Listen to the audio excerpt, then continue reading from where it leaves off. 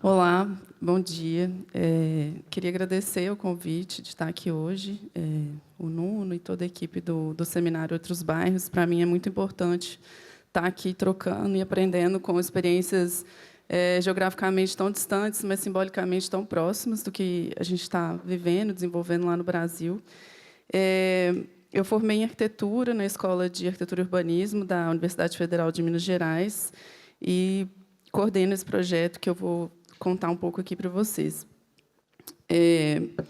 Eu comecei esse projeto porque eu tinha um incômodo muito grande com a minha profissão enquanto arquiteta, de que a maioria das pessoas não acessam arquitetos no Brasil. Tem até uma pesquisa do Conselho de Arquitetura e Urbanismo que mostrou que mais de 85% das pessoas que constroem ou reformam no Brasil não acessam os serviços de arquitetos ou engenheiros.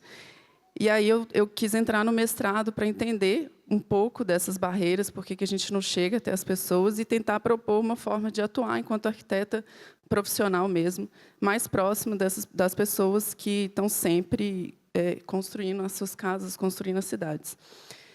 E, inicialmente, então, eu desenvolvi a minha pesquisa focado em atuar com melhoria da moradia para as pessoas que estão morando nas periferias urbanas. E, nesse processo, eu entendi que eu queria atuar especificamente com mulheres. Eu fui conhecendo, né, a luta pelo direito à moradia, os movimentos, e vi o tanto que as mulheres são presentes, liderando todas essas lutas, mas que, ao mesmo tempo, na hora de decidir como que esses espaços vão ser construídos, elas não tinham voz. Eram sempre os homens que estavam à frente, mesmo elas sendo as pessoas responsáveis por manter esses espaços depois, né? Tem também uma pesquisa que mostra que as mulheres gastam mais do que o dobro de horas do que os homens realizando os trabalhos domésticos. E também, durante a minha pesquisa, eu descobri que, em outros casos, como, inclusive, políticas públicas, apontam que as mulheres elas expandem o benefício que elas recebem, né? Elas expandem para mais pessoas, porque, basicamente, elas não pensam só nelas mesmas. Então, tudo isso me levou a direcionar o projeto dessa forma. E essa frase que eu escutei de uma das participantes do primeiro projeto, que foi feito ainda no meu mestrado, me fez entender que tudo isso trazia questões que iam muito além do espaço construído. Então, isso, de certa forma, me incentivou a querer continuar isso para fora da universidade, para além do meu mestrado. A gente começou atuando dentro das ocupações, de algumas ocupações urbanas em Belo Horizonte. Essa foto de cá é da ocupação da Andara, no início. Foi onde a gente começou, quando eu comecei o projeto. E eu também comecei, antes de eu iniciar esse projeto, né, de melhoria da moradia, eu comecei a participar de alguns encontros em que tinham representantes dos movimentos sociais e pessoas da Universidade de Arquitetura, Geologia, Geografia, colaborando com o movimento social. E aí eu também participei do desenvolvimento do plano urbano dessa ocupação, que também hoje a gente também está atuando lá. E aí vou tentar contextualizar aqui. A gente está no Brasil, região Sudeste, estado de Minas Gerais. Eu estou na cidade de Belo Horizonte, que é esse mapa. Essa mancha aqui é a área que foi planejada inicialmente para a cidade. Foi uma das primeiras cidades a ter um planejamento urbano no Brasil, no século XIX, no final do século XIX. E, desde o início, as pessoas que ajudaram a construir a cidade já não tinham lugar dentro desse planejamento e foram ocupando as áreas no entorno, né? Hoje, a cidade já é bem maior e com cerca de 2,3 milhões de habitantes. E também é uma das cidades com o maior déficit habitacional do Brasil. São cerca de 109 mil domicílios no déficit habitacional e mais de 95 mil casas consideradas inadequadas também, segundo o levantamento do déficit. Aí aqui também eu trouxe algumas imagens aéreas de algumas ocupações que a gente atua. A da Andara, que é aquela foto, né, do início, Eliana Silva, Paulo Freire. E nelas a gente percebe essa diferença, né, da ocupação urbana, que teve a participação de técnicos na parte de planejamento, ali, já antes mesmo das pessoas ocuparem. E a diferença também, né, das ocupações é que elas são feitas de forma organizada, por coletivos, e tem muito esse caráter de pressionar o poder público pelo direito à moradia. Então, elas acontecem em terrenos, acontecem também em prédios vazios dentro da cidade, reivindicando o direito de morar próximo do centro. A Dandara tem cerca de 3.000 famílias, a Eliana Silva, mais ou menos 400, a Paulo Freire é menor, com cerca de 200, e as outras, ali também, outros territórios que a gente atua, que estão marcados ali no mapa.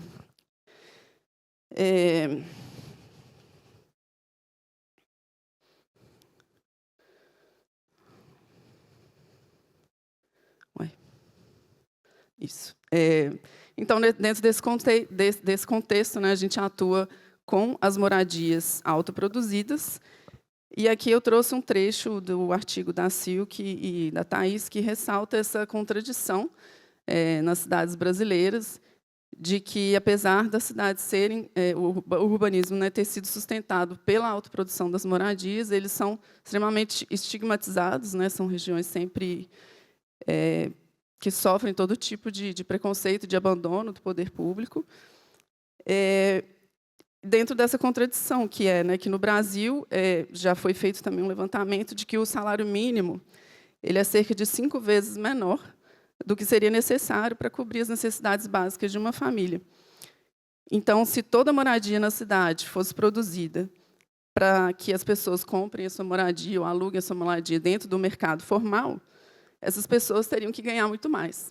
Se as pessoas ganhassem muito mais, não existiria a mão de obra barata que hoje existe e que sustenta grande parte da indústria e do sistema capitalista como um todo, né? Então, no fim, a sociedade depende dessa autoprodução para que as coisas funcionem como elas funcionam. Inclusive, também, em Belo Horizonte, eu acredito que a média assim, das cidades brasileiras 70% da cidade é irregular, não é regularizada, mas as áreas autoproduzidas são as mais estigmatizadas.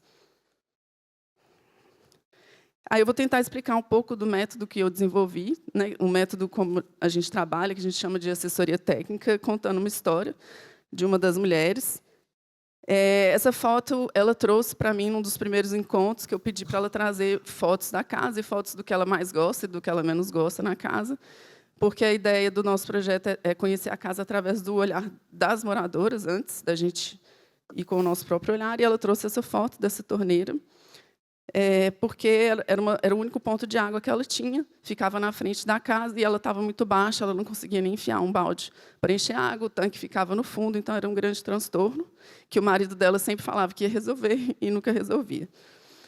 E essa era a casa da Luciana, e eu acredito que, se eu tivesse ido lá antes, eu teria provavelmente reparado em 1000 coisas menos nessa torneira. Então, eu já teria aquele olhar técnico meu treinado de arquiteta para achar que eu tenho todas as soluções.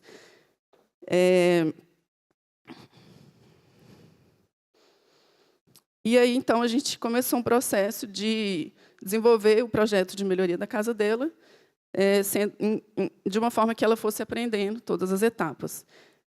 Então, ela entrou, né, nesse processo, aprendeu a medir, aprendeu a desenhar, para que ela conseguisse ver a casa dela de uma forma que ela conseguisse discutir ali também quais as mudanças que ela queria fazer, porque quem melhor sabe o que precisa é a moradora. E aí ela fez o desenho da casa dela, e, a partir desse levantamento, ela pôde olhar a casa dela, né, por uma nova perspectiva. A gente começou, então, a discutir o projeto dela, e aí não só dela, né, esse projeto, desde o início, ele é feito em pequenos grupos de mulheres, que a ideia é que elas consigam se apoiar, se incentivar, uma ajudar a outra durante todo esse processo, né. E aí, no nosso caso, o que a gente tenta fazer com os desenhos arquitetônicos é que eles sejam ferramentas para que elas possam planejar essas melhorias, né? Não importa se esse desenho foi feito à mão, se ele foi feito no computador, se ele foi feito durante a obra, dentro da obra. Eles estão sempre em constante transformação também, né? Uma outra mudança, assim, não é aquele projeto que a gente entrega o pacote completo e agora pronto, você não pode mudar. Não, ela vai mudar, a vida dela muda o tempo todo. E aqui eu trouxe uma citação do Sérgio Ferro, que é um arquiteto brasileiro, que ele analisa a arquitetura a partir do canteiro de obras, a partir dos trabalhadores, né, e não dos nomes que estão lá nos livros de arquitetura dos arquitetos, normalmente homens. E aí ele resgata, né, a história de que antes os desenhos eram feitos dentro dos canteiros de obras, em escala, até escala 1:1, e que os arquitetos eram só mais um trabalhador, né, do canteiro de obras. E aí ele faz essa crítica, né, de que, nesse processo histórico, o desenho passa a ser uma ferramenta de opressão e também o projeto vira um produto. Então, a gente tenta dividir esse conhecimento desde o início, com todas, tanto a gente passar esse conhecimento e também escutar os saberes, os conhecimentos que elas têm, porque elas já têm, elas já são construtoras, né? Ou, pelo menos, já viram as casas serem construídas.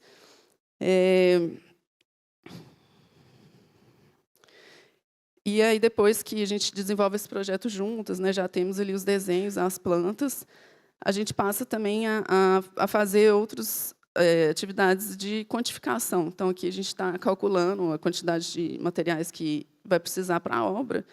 E aí, esse também é uma questão assim que afasta muito as mulheres, né, dessa questão, e elas sentem muita insegurança com relação ao custo, quanto que vai custar, quanto de material que eu vou gastar.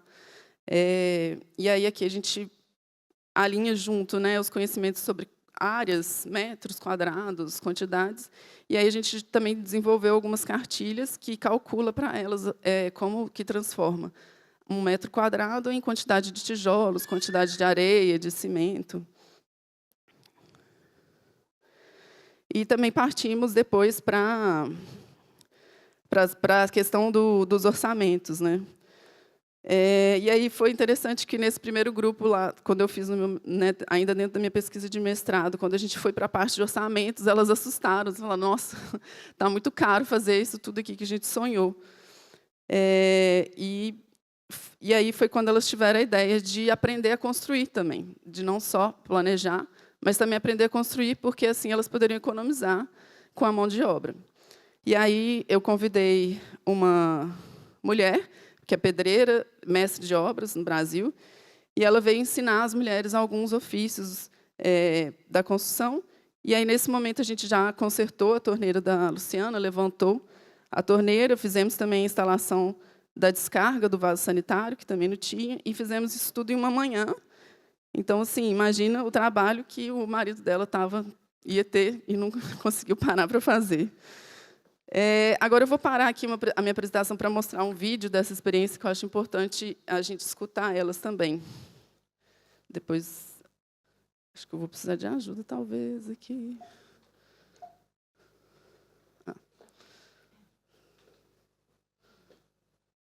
Aqui.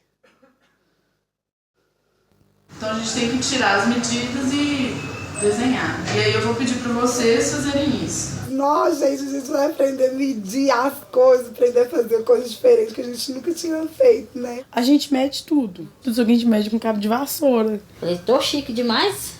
Aí você vê, treina, tinha máquina fotográfica, tinha tudo, não foi chique demais. Nunca tinha tentado desenhar um projeto. Sabe quando você se sente assim, uma pessoa que tem valor em alguma coisa, pode fazer alguma coisa? E a outra coisa que eu queria agora para a próxima reunião, vocês já vão desenhar o que vocês querem. Você já pode desenhar a casa com a modificação que você pensou, entendeu? Esse negócio de desenhar mudou muito, porque eu via minha casa de outro jeito. Eu preciso de 3 quartos, preciso de um banheiro e preciso de uma cozinha. E aí eu tenho que fazer caber tudo nesse espaço. E com o desenho eu pude ver onde que eu podia colocar uma porta, mudar tudo, aí formei tipo a casa mesmo. Eu fiz hoje de manhã correndo ainda, com medo de não dar tempo. Aí depois que a gente começou a fazer o projeto, a gente começou, nossa, eu podia fazer isso. Não podia quebrar essa parede e fazer assim, que ia ficar bacana. A porta do banheiro, que eu joguei no corredor. Eu pensei em diminuir um pouco o banheiro, que o banheiro é muito exagerado e fazer uma área de tanque. E aí fazer a loja, né, com a saída aqui pra rua. Tava querendo fazer coisas demais. E coisas que, quando a Karina falou o orçamento, não ia caber no orçamento. Foi aí que a gente colocou o pé no chão. Teve algumas dúvidas. Com quem que vai ficar esse dinheiro? Como que vai pagar? E aí a gente conseguiu chegar num acordo. Foi bom que a gente teve confiança uma com a outra. Abrir a conta, tipo, eu posso abrir e passar pra você o cartão. Cartão, entendeu? Mas eu- quem vai ficar responsável de recolher Pelo o dinheiro, você. Porque aqui no Dandara, as mulheres do Dandara, elas são muito lutadeiras, sabe? Lutam muito pelos aqueles objetivos. Então, nós achamos que se nós mesmos conseguíssemos fazer alguma coisa, e não dependesse de pagamento, que o dinheiro ia render mais. Aí a Karina falou, uai, eu ia até falar com vocês, tem uma moça que eu conheço, que é pedreira e tal. Falei assim, você podia falar com ela pra ela vir aqui dar uma oficina pra gente aprender também a mexer, né? Que aí ia facilitar mais ainda. E aí a gente sabendo fazer, né, a gente ia conseguir tocar a obra. Foi assim que surgiu a ideia da oficina de construção. Eu pensei que eu não ia ter capacidade de dar conta de fazer. Não, ela aguenta. Pra você fazer sozinho é uma coisa, agora pra você fazer com uma professora te ensinando, aí dá medo. O dia do reboco mesmo, acho que eu tremia mais que vara verde. Quem quer jogar? A gente aprendeu a fazer as coisas e assim de que a gente pode ser independente se a gente quiser. A gente ficou empolgado. Sabe, nossa, nós vamos ser pedreiros e tal. Só que a gente esqueceu que ser pedreiro tem que carregar tijolo. Tem que peneirar areia, tem que virar massa, tem que colocar o tijolo, tem que rebocar. Rebocar é doloroso. Ó, ela precisa estar virada um pouquinho, vai sobrar embaixo, não em cima. Levantar uma alvenaria também, né? Não é fácil, não. É muito gostoso quando você vê, assim, uma coisa que você construiu e você olha assim, nossa, meu, fui eu mesmo que construí, sabe? Aqui em casa a gente colocou a torneira toda vez que eu passo, então que vem alguém aqui, eu mostro. Olha a minha torneira que coloquei, sabe? Eu sei colocar a torneira. Na hora que nós estávamos levantando a parede na oficina, eu senti que eu não preciso mais depender dos outros. Que eu mesmo dou conta de fazer o que eu quero, entendeu? Então daqui pra frente é bola pra frente, é lutar para comprar material, lutar para conseguir fazer, sem ter medo, porque eu tenho capacidade de fazer.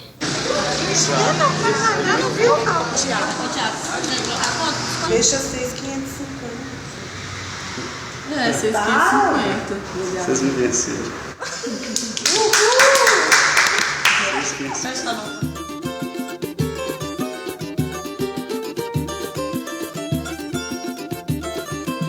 Um bangalô, no mais lindo canto da cidade. Um grande amor para completar minha felicidade. Canção. Oi. Vou voltar aqui. Essa foi, então, a maior parte desse vídeo, né, foi dessa primeira experiência que a gente teve. E aí a Luciana, que era aquela no sofá vermelho, assim como as outras também, né, ela participou de outras oficinas na casa das outras mulheres do grupo. E hoje isso continua acontecendo. Então, várias outras mulheres também já participaram de vários encontros e várias oficinas, fazendo melhorias nas casas umas das outras enquanto elas aprendem. E aí a gente foi percebendo assim também que esse canteiro de obras, né, exclusivamente feminino, foi uma coisa nova assim para a gente, né, de ver as mudanças que acontecem nas dinâmicas, né? Ele passa a ser um local de colaboração, né, de apoio, contrário àqueles canteiros de obras de exploração, de disputa. E o cuidado também, né? A gente enxerga esses espaços como espaços de cuidado. E a celebração de que a gente está conquistando alguma coisa juntas, né? Alegria no canteiro de obras é transformadora. A gente descobriu isso ao longo desse trabalho. E hoje, só para voltar aqui no caso da Luciana, Isso aí já nem é de hoje, a casa dela já mudou. Assim, hoje ela chama de pequena mansão a casa dela, ela tem até banheira no quarto. Assim. Mas eu olho para a casa dela e eu vejo ela, né? Eu vejo a Luciana. Assim, e é uma casa que foi construída por muitas mulheres, por esse encontro.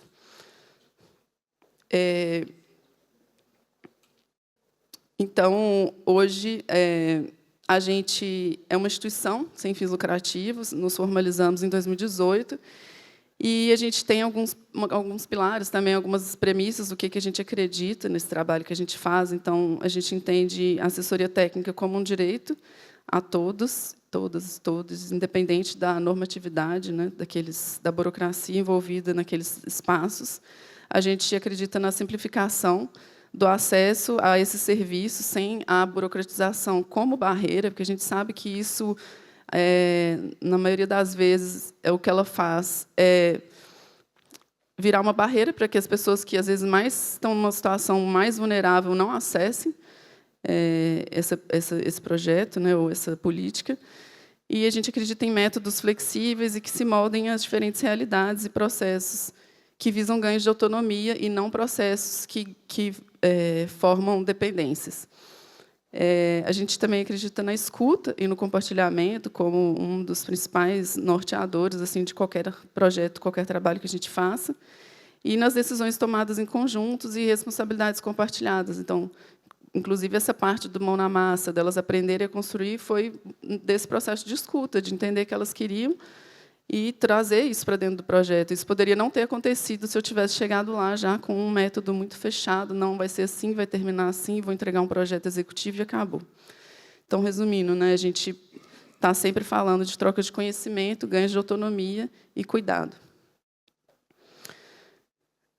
O método, então, hoje a gente enxerga ele como uma ação circular, cíclico, né, que vai se desdobrando ao longo do tempo, como dizia o Nego Bispo, essa filosofia do início, meio, início.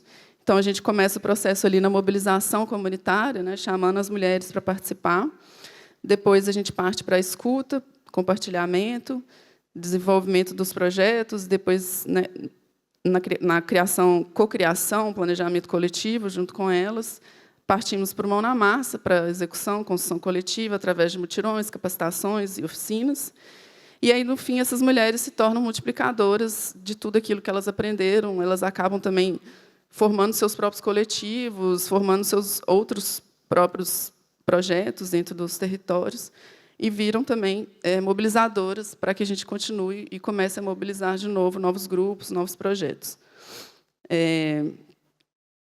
Hoje a gente está atuando com 4 projetos principais, todos norteados por tudo isso que eu contei aqui, mas esse projeto, né, de assessoria técnica, que é o que começou durante o meu mestrado, a gente continua executando, e nele a gente também tenta sempre trazer ferramentas, outras ferramentas além do desenho, né, ou interfaces, né, que auxiliem nesse processo de diálogo com as mulheres, que auxiliem no processo de entender o que está sendo discutido, kits, pecinhas de mobiliário, maquetes, cartilhas.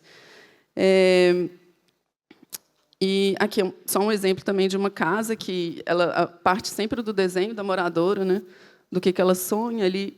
Ela precisava expandir a casa, fazer um cômodo.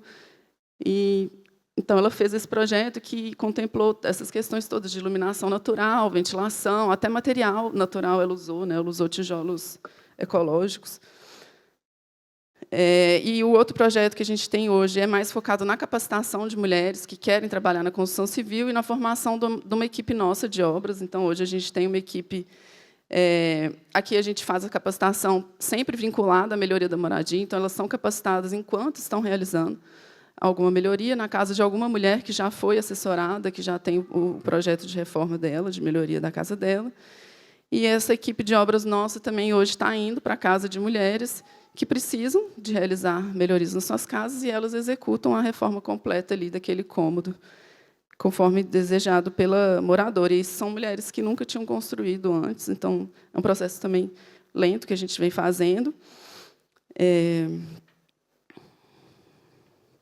E o outro projeto que a gente tem desenvolvido desde 2024 é o projeto que a gente chama de ANP-Bio, que é um projeto já focado em espaços coletivos, espaços comunitários, e no estudo, resgate e aplicação de técnicas construtivas que utilizem materiais naturais, recursos locais, reaproveitamento de materiais.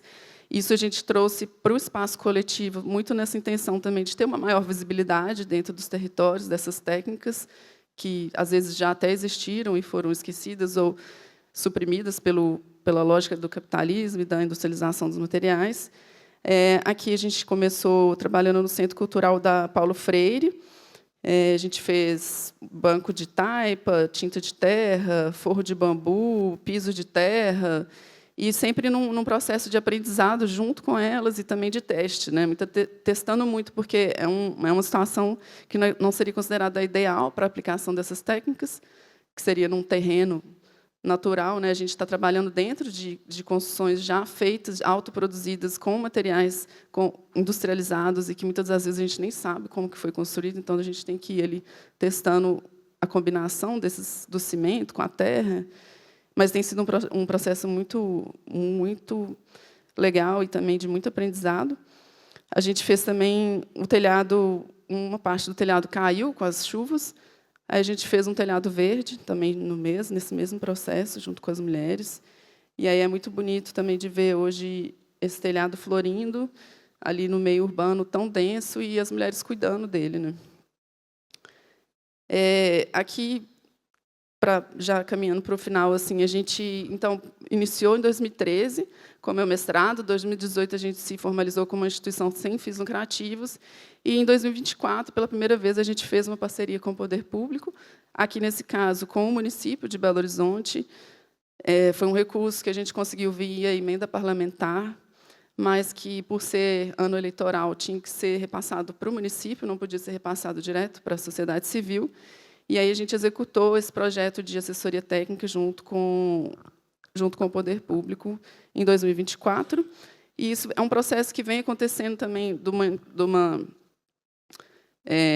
insistência nossa de estar ali também, de certa forma, influenciando a política pública, né, pressionando para que essa política pública seja implementada. O município de Belo Horizonte tinha feito uma revisão da sua lei de política pública de assessoria técnica para melhorias habitacionais em 2018 e nunca tinha implementado. Então, apesar do projeto ter começado de forma assim, independente, né, a gente entende que é uma atuação que também tem a intenção, né, de mostrar para o poder público que é possível.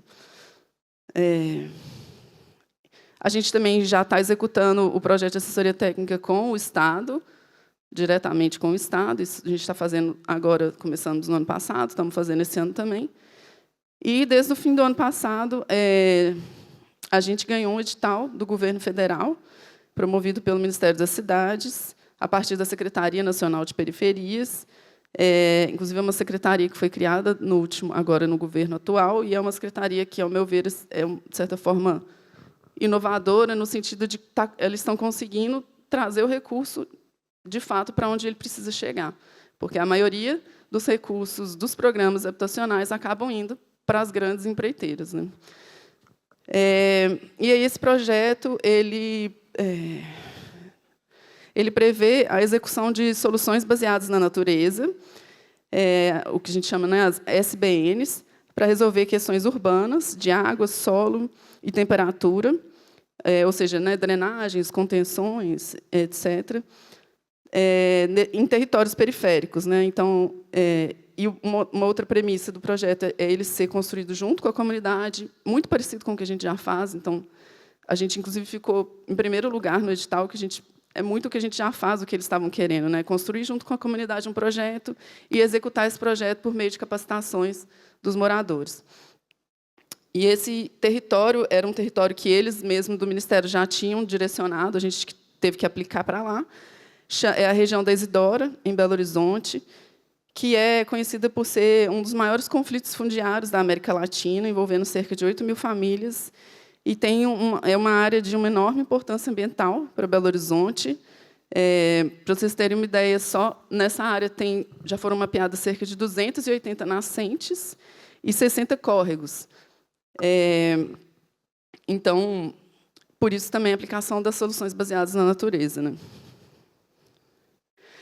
E aí a gente vai começar agora os encontros de planejamento nessa semana, na quinta-feira, com os moradores. Mas para o edital a gente teve que apresentar um esboço, né, do que poderia ser feito. Então a gente apresentou ali, a gente tem esse entroncamento de vias lá, que lá hoje não é urbanizado, né? Assim, tem a parte de esgotamento e eletricidade já está sendo feita, mas a parte de drenagem, de pavimentação, a maioria das coisas ainda não, que seria ali com biovaletas, jardins de chuva, calçamento permeável, muro vegetado, o pomar como uma forma de controle de erosão, e o telhado verde ali, porque esse espaço ali é as costas da horta comunitária. Então, poderia ser um espaço que a horta ampliaria ali sua atuação, fazendo ações ali dentro da comunidade. Mas isso foi só um esboço, assim, só para vocês entenderem do que se trata esse projeto. E aí, pensando, né, em estar aqui hoje, né, falando nesse evento, né, especificamente do projeto Outros Bairros, né, eu fiquei pensando assim nesses desafios que a gente está vivendo hoje, de estar atuando dentro do poder público, junto com o poder público, e um deles é a burocracia institucional, os processos administrativos extremamente complexos. Assim, a gente tem uma equipe super reduzida, a gente tem uma pessoa no financeiro administrativo e eu. E aí a gente tem que entender as plataformas do governo, as formas de prestação de contas, enfim, tudo é muito burocrático. A gente tem longos períodos de articulações políticas, técnicas, jurídicas, para que todos os trâmites sejam realizados. Os critérios de seleção das pessoas participantes são mais restritivos, igual no caso que a gente atua junto com a companhia urbanizadora. A pessoa tem que ter 3 anos, no mínimo 3 anos, está morando no local, tem que ter algum comprovante, enfim. Acaba, às vezes, restringindo. O cronograma e o orçamento são muito rígidos, muito mais rígidos e rigorosos, né? Então, isso acaba também atrapalhando um pouco o nosso processo, que é muito mais de escuta, né? As tensões entre o nosso método comunitário e os processos políticos, que acho que é muito do que o Nuno já falou aqui, e o trabalho constante de diálogo e de disputa de narrativas com as pessoas, os técnicos que estão dentro do poder público, para que o nosso processo não fique enrijecido, não perca sua essência, né? Mas, por outro lado, existe uma troca, então a gente acredita que ambos os lados estejam aprendendo nesse processo. E, assim, trazer também essa questão da lente, né, da nossa situação feminista. Existe ainda grande sobrecarga vivida pelas mulheres, então a gente entende o tanto que é difícil para elas estarem dentro de um projeto, mesmo que seja um projeto que beneficie a ela e a sua família, elas não têm tempo, têm que cuidar de todo mundo. Isso é uma grande questão. Então, crianças são sempre bem-vindas nos nossos encontros, idosos, enfim. A violência de gênero, que é muito presente ainda. Mulheres, às vezes, deixam de participar, porque o marido fica desconfortável também. A persistência, né, desse machismo estrutural no setor da construção civil, que quando uma mulher chega num canteiro de obras, isso fica muito mais escancarado. E no sentido assim, de que os homens também sofrem com isso, né? O canteiro de obra é extremamente precário, porque o homem tem que dar conta, né? E essa precariedade econômica, que para as mulheres é ainda mais complicado. E tentei pensar também nos aprendizados, né, desse processo todo, que é contestar o acesso ao conhecimento e às ferramentas e redistribuí-los, é contestar o poder. Então, a gente sempre volta nessa questão, né, de quanto mais a gente puder compartilhar as ferramentas, mais talvez a gente consegue questionar ali quem que detém esse poder. Os canteiros de obras como espaços de resistência, autodeterminação e emancipação, o feminismo como uma estratégia de democratização da arquitetura, a escuta e a autonomia são fundamentais, mas exigem tempo. Então, isso é uma questão para a gente muito cara, muito importante, que a gente precisa de tempo para, de fato, fazer isso que a gente acredita. Obrigada.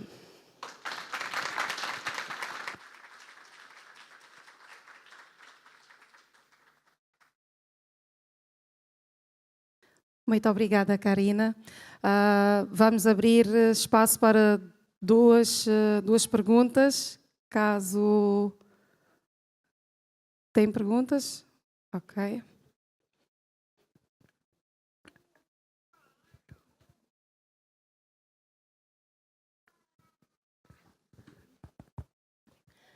Muito obrigada, bom dia a todos. Eu passo para apresentar, sou Ivete Ferreira, sou docente aqui na Universidade de Cabo Verde.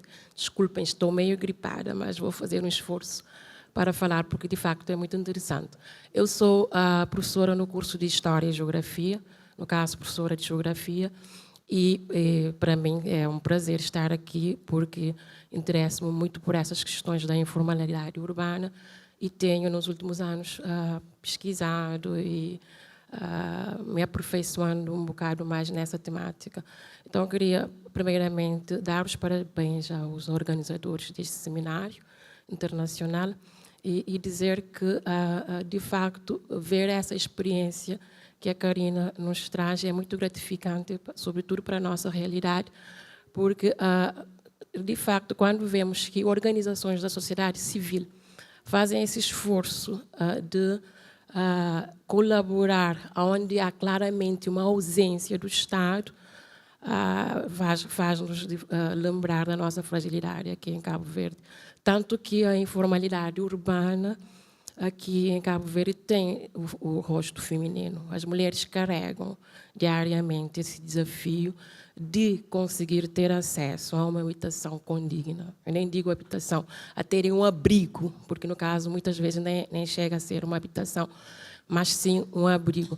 Então, eu gostaria muito de aproveitar essa oportunidade para entender melhor a experiência da organização que a Karina aqui nos trouxe, dizer como é que foi o relacionamento com o Estado, tendo em conta que, por exemplo, aqui em Cabo Verde nós temos um dado muito importante em relação à habitação, no contexto de informalidade, que tem a ver com a burocracia e o custo.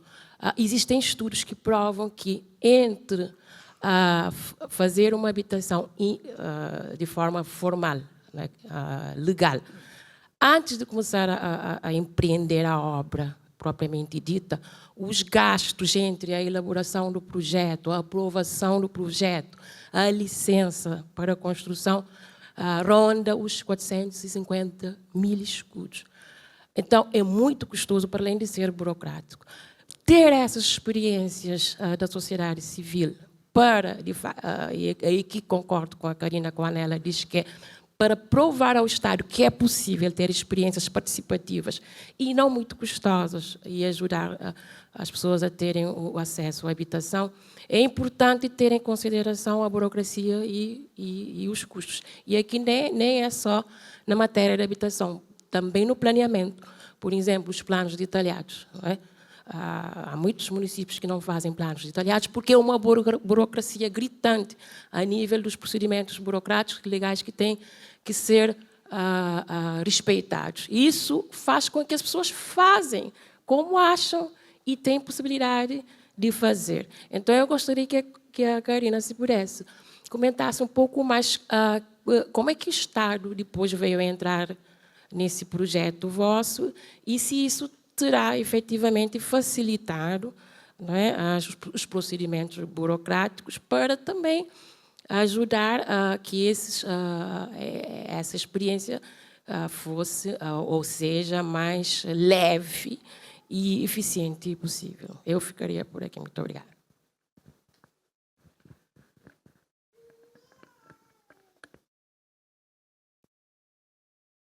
Oi, obrigada pela pergunta. Realmente é uma questão muito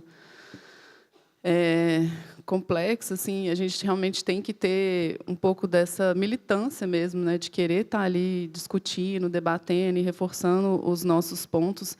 No nosso caso, a gente começou através, porque lá eu não sei como que funciona aqui, mas lá no Brasil os parlamentares eles recebem uma verba que pode ser destinada a projetos da sociedade civil ou outros órgãos públicos.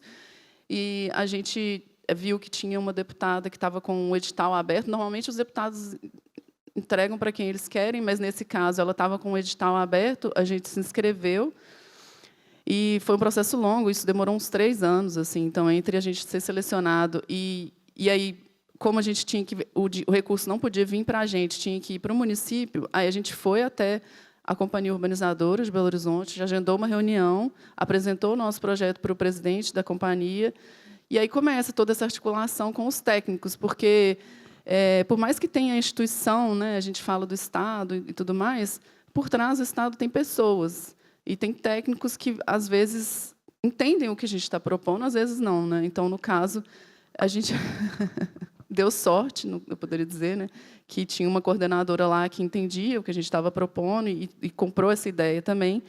Então, foi através desse contato, dessa articulação, que a gente começou esse processo. E, durante o processo, também tinha essa abertura de diálogo, né, de ir falando. A gente conseguia falar com eles, olha, esse processo que vocês fazem de seleção das mulheres contempladas não é o processo mais democrático. A gente acredita que outras mulheres poderiam ser contempladas.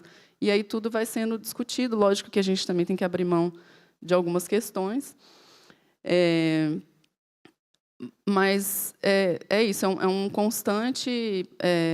a gente até brinca que as reuniões é assim, a gente começa cordial e alegre, aí, no meio da reunião, a gente tem que ser mais firme, porque eles acabam querendo impor alguma coisa, para depois, no final da reunião, voltar a tentar chegar em algum consenso. E é impressionante como que, dentro dessa companhia urbanizadora mesmo, eles fazem vários projetos participativos, mas, quando a gente chega com a proposta desse projeto mesmo agora, de soluções baseadas na natureza, que a gente ainda não sabe o que vai ser executado, que vai ser construído junto com as comunidades, eles já querem discutir com a gente o local que a gente vai propor e qual que é a solução que a gente vai dar. Então, assim, eles pulam toda a parte participativa, eles já querem direcionar o que tem que ser feito, o que pode ser feito, baseado nessas burocracias internas, enfim. Só que, assim, na minha perspectiva, as pessoas já constroem. Elas já estão fazendo as suas próprias casas, independente da burocracia que você inventa que ela tem que enfrentar, das taxas que elas têm que pagar, elas vão fazer. Então, uma coisa é isso, é a gente ir lá, escutar essas pessoas e tentar aproveitar ao máximo aquilo que elas já sabem, que elas já fazem, transformando isso num projeto técnico, enfim, numa coisa que pode ser executada. Não sei se eu respondi, mas obrigada.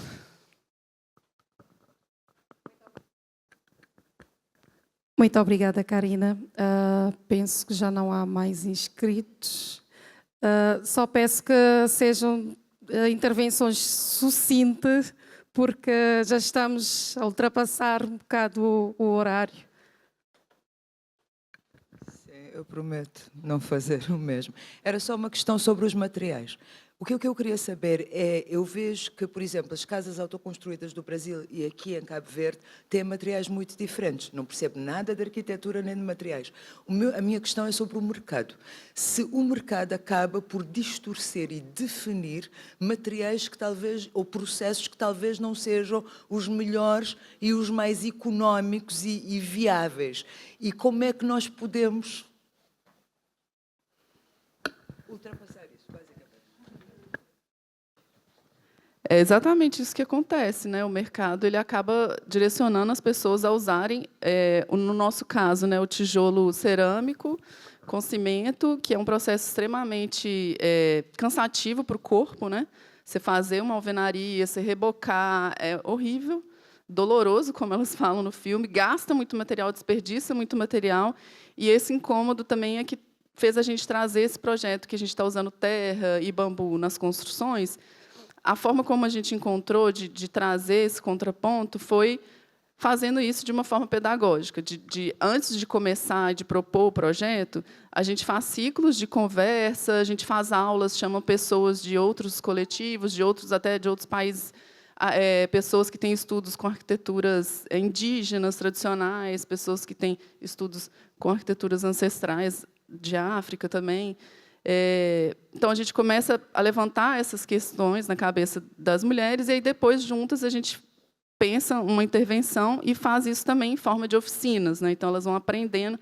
E isso, principalmente no trabalho com mulheres e com terra, ficou muito nítido, tanto que, para elas, o corpo se sente muito mais confortável com esse tipo de material, com esse tipo de técnica, e eu acho que isso, ao longo prazo, pode ir trazendo novas perspectivas, eu espero.